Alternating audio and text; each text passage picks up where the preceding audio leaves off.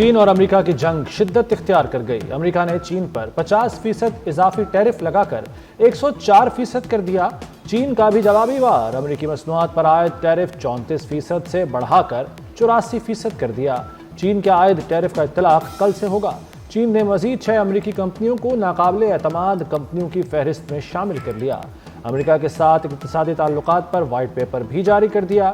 امریکہ اپنے مسائل میں اضافہ کر رہا ہے، بیجنگ کو ترقی کے حق سے کوئی محروم نہیں کر سکتا۔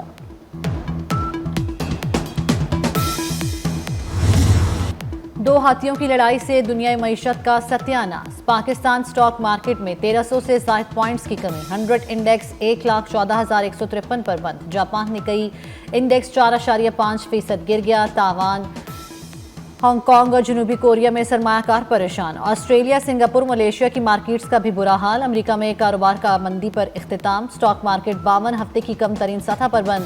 عالمی مارکیٹ میں خام تیل کی قیمت 4 سال کی کم ترین سطح پر آ گئی۔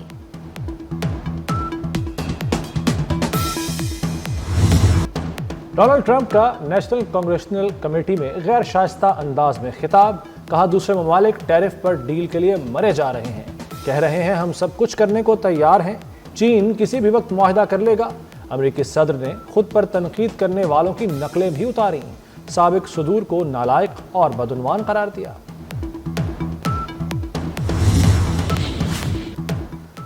ٹرمپ ٹیرف پر مذاکرات کے لیے اعلیٰ سطح وفد امریکہ جائے گا۔ حکمت عملی تیار، وفد میں کاروباری شخصیات اور برآمد کنندگان شامل ہوں گے۔ وفد تجارتی تعلقات کے فروغ اور نئے ٹیرف پر بات کرے گا۔ وزیر اعظم شہباز شریف کی زیر صدارت اجلاس میں فیصلہ۔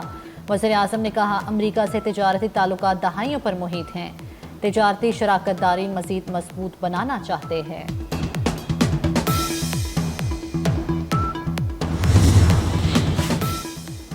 Army chief general Asim Munir سے اعلیٰ سطح کے امریکی وفد کی ملاقات۔ وفد کی قیادت امریکی محکمہ خارجہ کے اعلیٰ عہدیدار ایرک مائر نے کی۔ ملاقات معدنی سرمایہ کاری فورم کے پس منظر میں ہوئی۔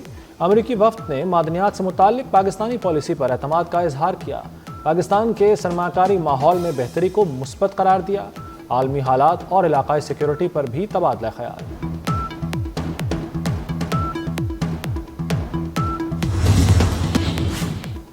پاکستان میں معدنیات کے شعبے میں وسیع مواقع ہیں، امریکی سرمایہ کاروں کو اس سے فائدہ اٹھانا چاہیے۔ وزیر اعظم شہباز شریف کی امریکی وفد سے ملاقات میں گفتگو۔ وزیر اعظم نے منرلز انویسٹمنٹ فورم میں امریکی شرکت کا خیر مقدم کیا۔ ٹرمپ انتظامیہ کے ساتھ مل کر کام کرنے کی خواہش کا اظہار کیا۔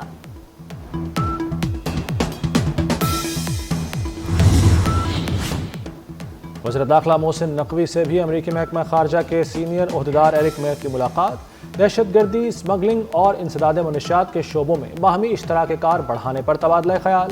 محسن نقوی نے کہا کہ دہشت گردی صرف پاکستان کی جنگ نہیں، اس سے نمٹنے کے لیے عالمی برادری کو تعاون کرنا ہوگا۔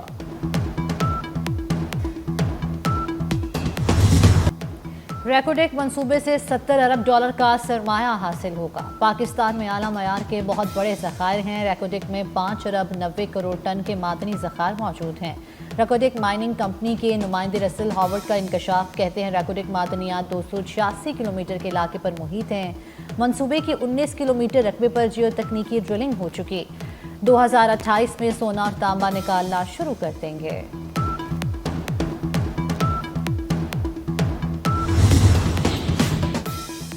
بانی سے ملاقات کے معاملے پر پی ٹی آئی میں پھڈا، پارٹی چیئرمین اور سیکریٹری جنرل بھی آمنے سامنے آ گئے۔ سلمان اکرم راجہ بولے جن کا نام نہیں تھا وہ بھی بانی سے ملاقات کے لیے دندناتے ہوئے چلے گئے۔ میری فہرست میں لکھے 6 میں سے 5 وکلا کے نام نکال دیے گئے۔ منظور نظر لوگوں کو بانی سے ملنے دیا گیا۔ بیرسٹر گوہر نے جواب دیا علی ظفر سے متعلق کوئی نہ کہے کہ وہ منظور نظر ہیں۔ سینیٹر علی ظفر کہتے ہیں سلمان اکرم راجہ نے جو تنازع کھڑا کیا اس پر افسوس ہے۔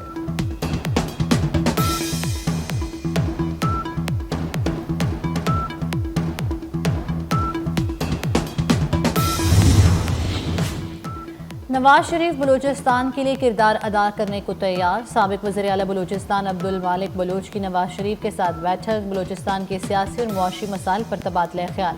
عبد المالک بلوچ کہتے ہیں بلوچستان کا مسئلہ سیاسی حوالے سے حل کیا جائے۔ نواز شریف نے کردار ادا کرنے کی یقین دہانی کرائی ہے۔ بلوچستان میں خون کی ہولی پر بھارت کو قیمت چکانا ہوگی۔ نئی دہلی سے مقبوضہ کشمیر تک جواب ملے گا، وزیر اعظم آزاد کشمیر انوار الحق کا کانفرنس سے خطاب۔ کہا آزاد کشمیر میں امن فوج کی قربانیوں کی وجہ سے ہے، پاکستان کی قربانیوں سے انکار غداری ہے، کشمیری اب کہنے سننے پر نہیں عمل پر یقین رکھتے ہیں۔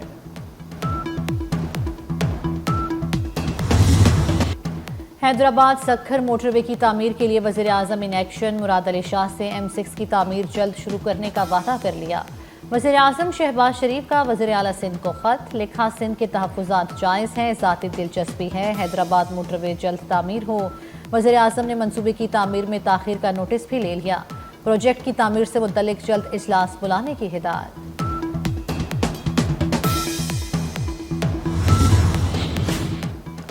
وزیر اعظم شہباز شریف سے امیر جماعت اسلامی حافظ نعیم الرحمان کی ملاقات، دونوں رہنماؤں کا غزہ میں اسرائیلی جارحیت پر بین الاقوامی قوتوں کی خاموشی پر اظہار تشویش۔ شہباز شریف کا اسرائیلی ظلم و جبر کے خلاف ہر فورم پر آواز اٹھانے کے عزم کا اعادہ۔ امیر جماعت اسلامی نے بجلی کی قیمتوں میں کمی پر وزیر اعظم کا شکریہ ادا کیا۔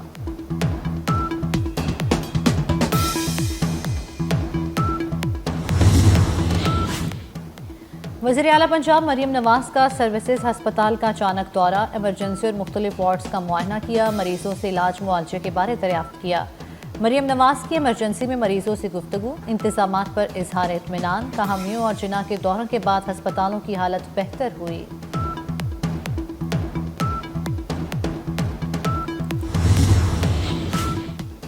لاہور میں ٹیکساس جدہ دوحہ کی طرز پر میڈیکل سٹی بنے گا، وزیر اعلیٰ مریم نواز کی زیر صدارت اجلاس۔ پنجاب میں state of the art referral system نافذ کرنے کا فیصلہ، ہر ڈویژن ہیڈ کوارٹرز میں میڈیکل سٹی قائم کیا جائے گا، سرکاری اسپتالوں میں ریفرل سسٹم کے نفاذ کے لیے جامع پلان طلب۔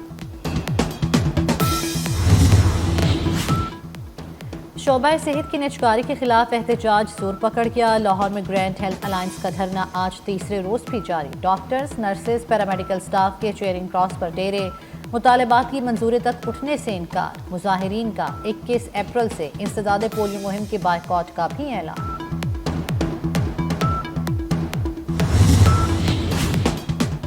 پنجاب میں شدید گرمی سے ہیٹ ویو کا خطرہ بڑھ گیا، اسکولوں میں گرمیوں کی چھٹیاں جلد کرنے کا مراسلہ، عارضی طور پر آؤٹ ڈور سرگرمیوں پر پابندی عائد کرنے کی ہدایت، کلاس رومز کی وینٹیلیشن، پنکھے اور کولنگ سسٹم فعال، طبی امداد کاؤنٹرز قائم کیے جائیں۔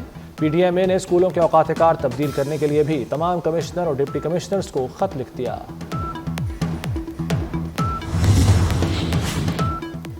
خبردار ہوشیار، پانی والے پائپ کے استعمال پر پابندی عائد، پنجاب بھر میں پانی کا پائپ استعمال نہیں ہو سکے گا، سرکاری دفاتر، کمرشل عمارتوں میں بھی پائپ استعمال نہیں ہوگا، پابندی کی خلاف ورزی کرنے پر سخت کارروائی کی جائے گی، ڈی جی ماحولیات ڈاکٹر عمران حامد شیخ نے نوٹیفیکیشن جاری کر دیا۔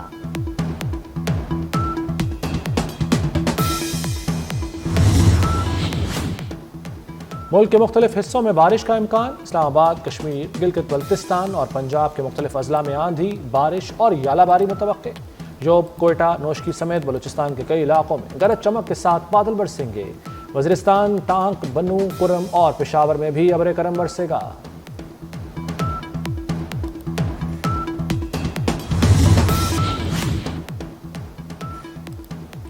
مستقبل میں ہنگاموں کے مقابلے کے لیے پنجاب کا بڑا منصوبہ تیار، رائٹ مینجمنٹ فورس کے لیے 3 ارب 95 کروڑ روپے مختص، کابینہ نے جدید ساز و سامان خریدنے کی منظوری دے دی، 30 پولیس بسیں، 10 واٹر کینن اور 20 قیدی وین خریدی جائیں گی، 40 نئی بختر بند پک اپ خریدنے کا منصوبہ، سرویلنس کیمرے، سیٹلائٹ فونز خریدے جائیں گے۔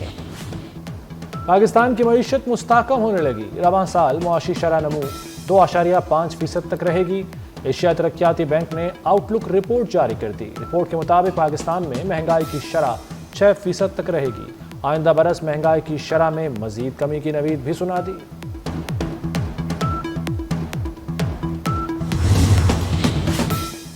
کراچی کے صارفین کے لیے بجلی 6 روپے 62 پیسے سستی ہونے کا امکان، کہ الیکٹرک کی فروری کے فیول چارجز کی مد میں درخواست، نیپرا اتھارٹی 16 اپریل کو کہ الیکٹرک کی درخواست پر سماعت کرے گی۔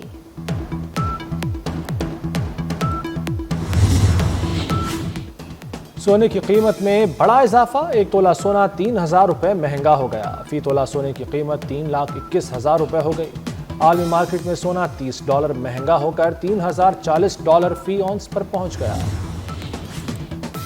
پیپلز پارٹی کے سینئر رہنما تاج حیدر کی عبداللہ شاہ غازی رحمۃ اللہ علیہ کے مزار کے احاطے میں تدفین۔ نماز جنازہ میں گورنر سندھ، وزیر اعلیٰ، صوبائی وزراء، ارکان اسمبلی کی شرکت۔ صدر آصف علی زرداری، بلاول بھٹو زرداری کا خراج عقیدت۔ پیپلز پارٹی کا 3 روزہ سوگ کا اعلان، تمام سیاسی سرگرمیاں معطل کر دی گئیں۔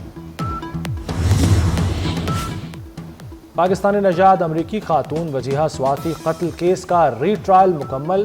خاتون کو اغوا کرنے پر 10 اور لاش و شواہد چھپانے پر 7 سال قید کی سزا بھی برقرار۔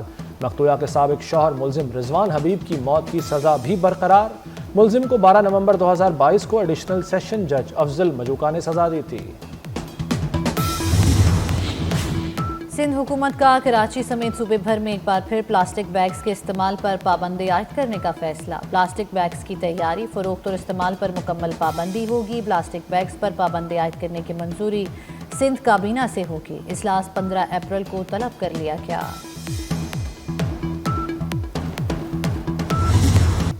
پولینڈ کے دارالحکومت وارسا میں یوم پاکستان کی تقریب کا اہتمام پولینڈ میں پاکستانی سفیر محمد سمیع نے کیا۔ پولینڈ کی نائب وزیر اینا راڈوان کی بطور مہمان خصوصی شرکت۔ کہا پاکستان کے ساتھ تجارتی تعلقات مزید مضبوط کرنا چاہتے ہیں۔ پولینڈ کی آئل کمپنی اور لینڈ 45 کروڑ ڈالر کی سرمایہ کاری کر چکی۔ پولینڈ کی نائب وزیر اینا راڈوان نے یوم پاکستان کا کیک کاٹا۔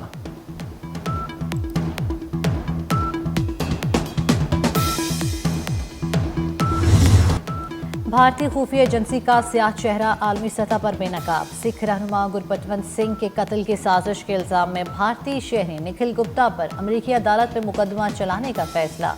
مقدمہ چلانے کا فیصلہ امریکی حکام کی جانب سے فرد جرم عائد کرنے کے بعد کیا گیا۔ نکھل گپتا کو 2023 میں جمہوریہ چیک سے گرفتار کیا گیا۔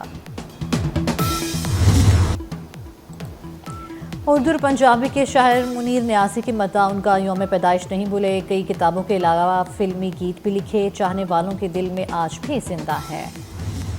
اور بھارتی گلوکار ستیندر سرتاج کا ٹورنٹو میں شو، مشہور گانے سائیں کو ٹرمپ ٹیرف سے جوڑ دیا۔